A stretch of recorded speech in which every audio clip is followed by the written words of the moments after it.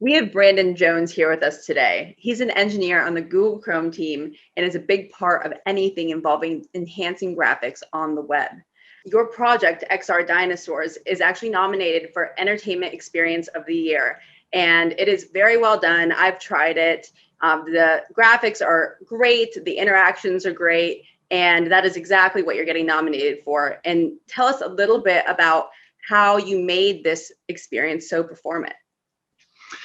So XR Dinosaurs is a experience that I created with Three.js. I really wanted, my purpose behind it was twofold. One, I wanted to make something cute for my kids. That backfired a little bit because they actually find it terrifying, despite how cute I tried to make the dinosaurs. But the other thing was, as the WebXR spec editor, of course, I wanted to help explore and see what the frameworks that were integrating WebXR were doing and see if I could give feedback to allow them to handle it better. And so WebXR Dinosaurs was my opportunity to kind of test out Three.js's integration with it. Some of the techniques that I use to help make things faster there have actually already been integrated back into Three.js itself. There are certain changes that were made to, say, how texture loading works that I was able to contribute back to the community. And so now everybody can benefit from the performance improvements that were made during my experience developing that. So Brandon, let's go back to you before we end this conversation. What are you working on and what should we keep an eye out for? So the primary thing that I'm working on right now is actually the WebGPU API that I mentioned earlier. It's a large effort. Multiple people are working on this.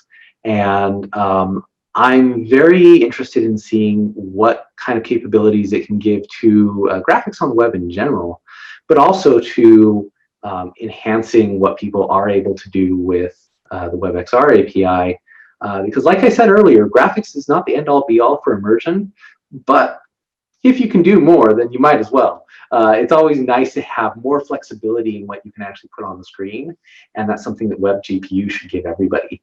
It should be a really nice API to use. I've been doing some early experimentation with it. It's a very fun API to use. It doesn't have some of the warts that WebGL has because of its history coming from OpenGL, and I'm really excited to get that out to developers and have them be able to just see what they can do when given more access to the GPU.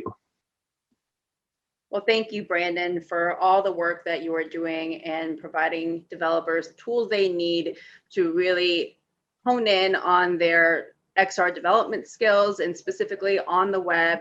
It's going to be huge. We all know that, and that's the reason why we brought the awards show to light. So thank you so much again, and thank you for being a part of the show.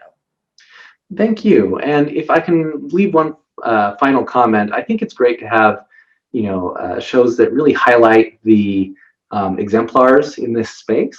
But for my part, I want to say that a lot of the work that I do is not just a one-person effort, especially putting together the WebXR API. This is a massive effort that took coordination of multiple companies, many people from those companies, many years to bring to the web at large. And that's the same for any of the large frameworks that are out there, Three.js or Babylon or anything like that.